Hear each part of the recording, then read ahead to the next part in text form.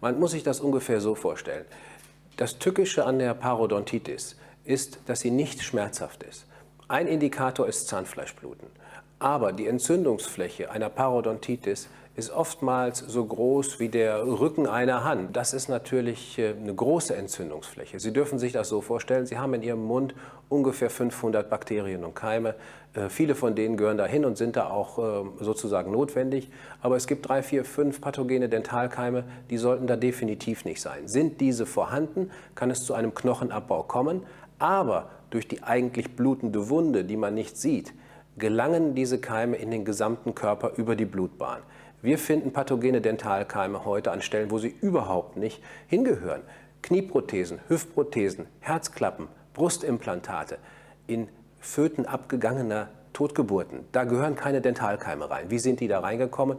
Über eine parodontale Entzündung. Das wissen viele Frauen nicht. Das wissen viele Prothesenträger nicht. Das ist unser Thema. Wir finden, es sollten alle wissen. Es sollten auch alle in der Lage sein, sich selbst zu untersuchen, weil es einfach eine so unglaublich große Auswirkung für die Gesamtgesundheit hat, dass es hier nicht nur um den Verlust eines Zahnes geht. Und das kann man gar nicht oft genug sagen. Parodontitis ist eine Volksseuche.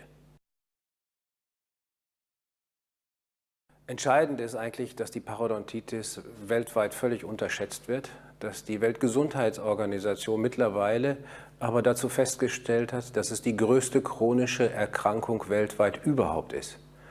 In Deutschland sind 52% der Erwachsenenbevölkerung betroffen und über 75% der Senioren. Viele denken, das wäre vielleicht nicht ganz so relevant, weil man könne nur einen Zahn verlieren.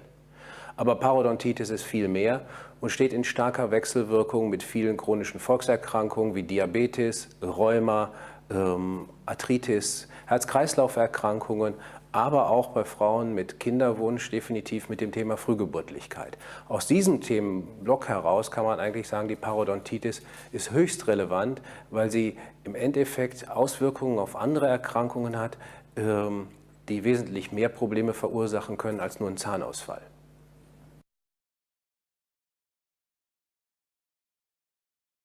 Was viele chronisch Kranke nicht wissen, ist, dass die Gefahr eines Schlaganfalls 7-fach erhöht ist, eines Herzinfarktes 4-fach erhöht ist, dass wenn sie Diabetes haben, ein wesentlich höheres Risiko besteht, dass sie früher versterben. Das alles sind sehr, sehr unschöne Entwicklungen. Bei Frauen mit Kinderwunsch wissen viele nicht, dass Rauchen und Trinken das Frühgeburtsrisiko um den Faktor 4 erhöht, aber eine unerkannte Zahnbettentzündung, also Parodontitis, erhöht den Faktor um 7,5. Also klar gesprochen, habe ich eine unerkannte Zahnentzündung, ist die Gefahr der Frühgeburt einfach wesentlich erhöht. Aus diesem Grund ist Früherkennung unglaublich wichtig. Und viele Menschen wissen nicht, dass man Früherkennung jetzt auch selber betreiben kann.